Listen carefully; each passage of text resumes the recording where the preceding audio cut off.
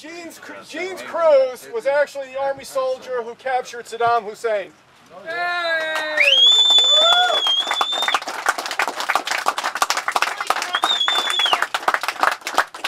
I don't know. I was pretty choked up when I heard that today. Wait a minute, I didn't hear what you said. He captured Saddam Hussein. Holy crap! That's pretty much what everybody said. Wow! Oh my God! That's incredible. What are the chances? I was pretty excited when I heard that this morning. I didn't say anything to you. It was a New York boy. Should we get ours now? We should get ours. The one that got away. Guys with the secret stash of fish.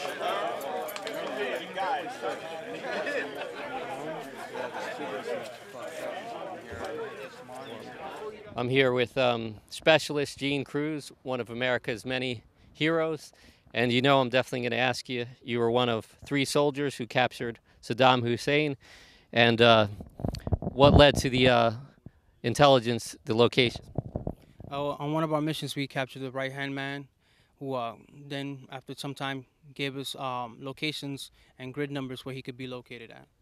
And you worked with the local population? We didn't actually conversate or anything with the local population. Our job was to scout these areas out for several days and gather intel. And when you got the intel and you went to the specific spider hole and threw down the flash grenade, what was going through your mind? What was going through my mind is I was hoping no explosion was going to follow that flash grenade, because we didn't have no idea if it was actually on there, missiles or ammo down there at that time. What was going through your mind when you heard him announce his name and you knew it was him? What was going through my mind at that time was I was actually happy to still be alive, exhausted. This mission's been going on for so long, and I just wanted to get back to reality. So it really wasn't as dramatic as an outsider would think, that it's Saddam Hussein and it's like, you know, capturing Hitler. But from what you're saying, it was more procedure, that you're just safety. Is there any other explosives in the spider hole? And it wasn't really, you know, a big dramatic or different event. Then it wasn't really that different, despite who it was that you captured. That's correct. It was not an extraordinary event for us, because, you know, we did a job, we all came back out, and that was our main concern. It was just another tough day at the office. Exactly. That's correct. I was the first one in. I was actually the first one to actually put him in cuffs and pass him up through the hole. Did you say anything to him, or did your interpreter say anything when you were cuffing him? At the present time, once we went in, there was no interpreter with us, because we didn't know a lot to go in there for their own safety reasons. But once we passed him up, then the special forces took upon, and the interpreter from there on questioned him. And he was cooperative? There was no resistance? Yes, there was no resistance due to the flash grenade that went down and left him pretty much senile and deaf for a while, so he couldn't react to anything. What was your thoughts on Specialist Cruz capturing Saddam Hussein? You know, it's pretty incredible. We're fishing, we're bringing these guys out. There's always fish stories on a boat. The story he told this morning is like nothing I've ever heard before in my life.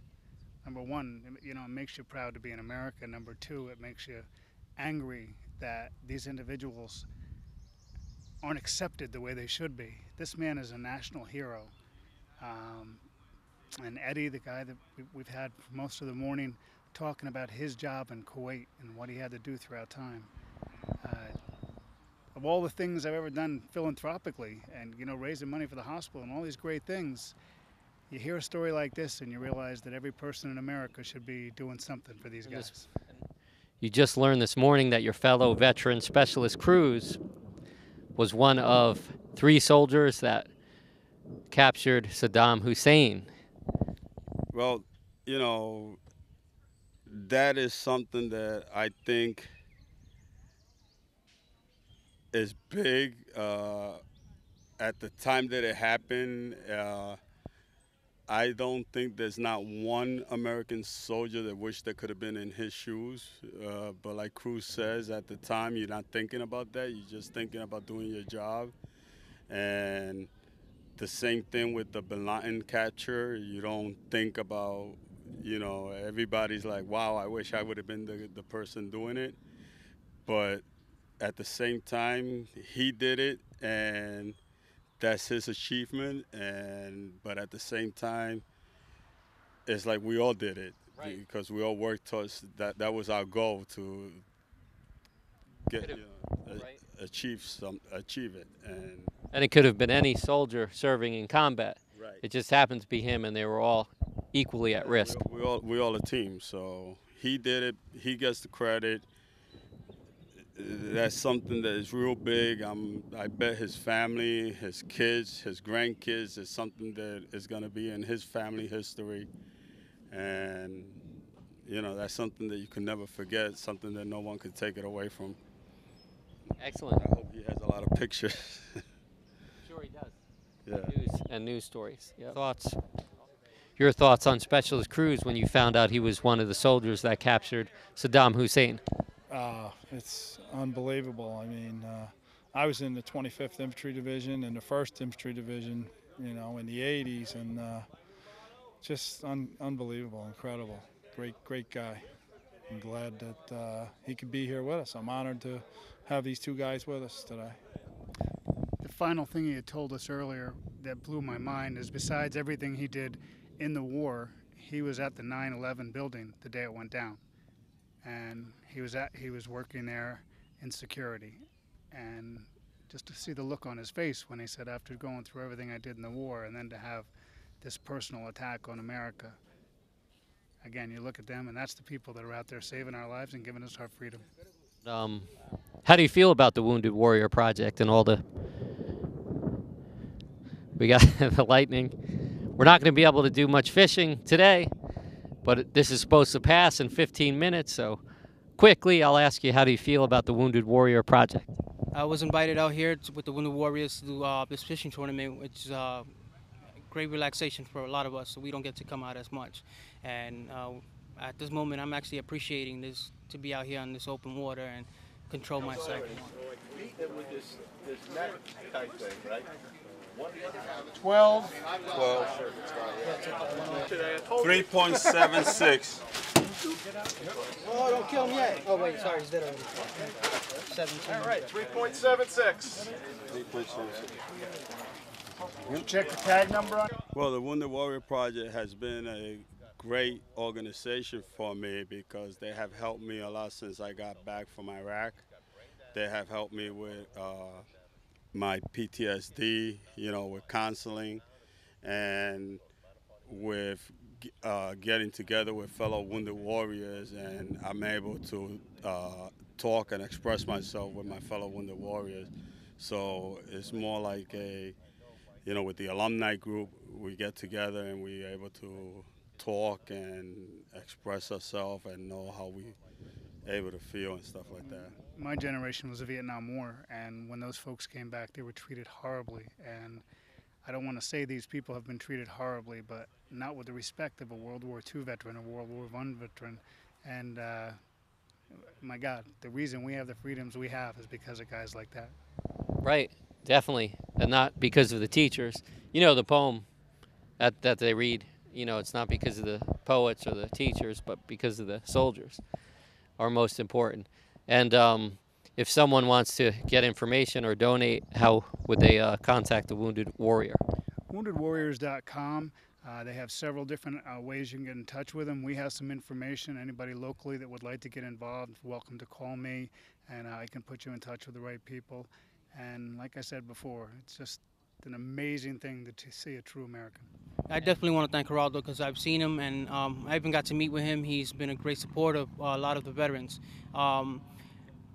To be more productive with a lot of the Wounded Warriors, to be more known with them, that'll be a great positive for us and for self-image, should I say. Yeah. And should people go to woundedwarriors.com to donate and to volunteer to learn more? That's correct. You can go on the Wounded Warrior website for donations to actually find out more information. There are other Wounded Warrior programs, Wounded for the Wheelers as well, and New Jersey as well. All this money goes funding to helping Wounded Warriors rehabilitate themselves. How did the club get affiliated with the Wounded Warrior Project? Yeah, the club's been on Swartzwood Lake since 1975, and we just, in one of our recent meetings over the winter, we decided to, Ed Sabo actually came up with the idea, and then the rest of us, you know, supported him in trying to get the Wounded Warriors to come up and get them out here to fish and have fun, and, you know, just kind of take their minds off of things and show them how much we appreciate their service to our country. Thanks.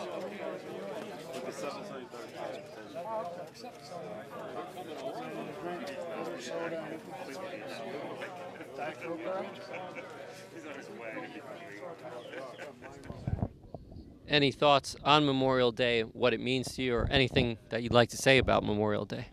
Well, Memorial Day to me is a day of reflection and to think about all my brothers and sisters that I have lost and during the Iraq War, and to think and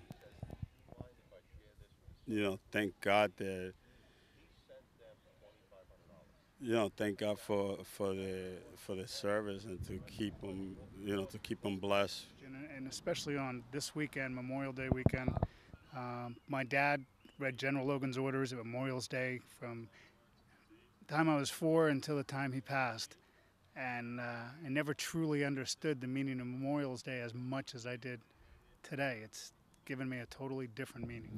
Yeah, back when I was in in country, the Kuwaitis in February they celebrate their liberation, and when I was there, they lined up the streets with Kuwaiti and American flags, and they have billboards up thanking the Americans. And at the when I was there, they had a billboard with Colin Powell, George Bush Sr., and they were how they were thanking the Americans for their liberation from the Iraqis. Do you feel that it's kind of a good thing but sad, because here you don't get the credit, or Colin Powell and George Bush Sr., they'll get criticized, and people in this country don't respect the effort there, and they don't respect the military? That's the way I feel. Do you feel that way also? Well, I don't feel that way. Everybody has their own opinions, and I just went there to do my job, and I cannot change people's mind. So I just went there to do my job, and we do what our leaders tell us to do, and that's all I can say. People don't appreciate what they have until you leave the United States and visit other parts of the world. And when you go to a different part of the world and then come back to the United States, then you appreciate what you have. I definitely agree with that. This is Andrew Dudinsky reporting from the Wounded Warrior Project from Schwartzwood Lake, New Jersey. Not the best day for fishing out here, but the charity and the camaraderie is what's most important.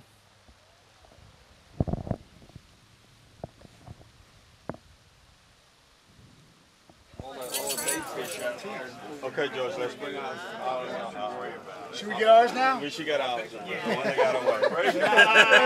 Guys at the secret stash of fish. That's a good shot.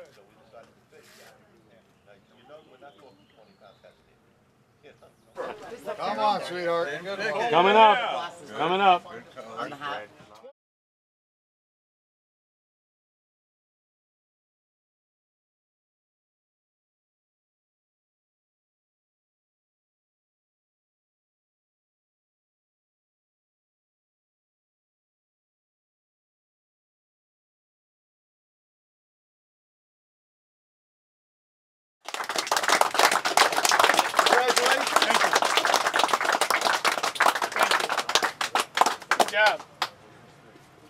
And I know I've expressed my gratitude to these guys personally, but I'd like to thank you on behalf of our club, our country. Appreciate it. Thank you for having us.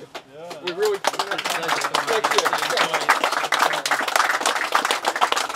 you. Houdini. Yeah, Houdini.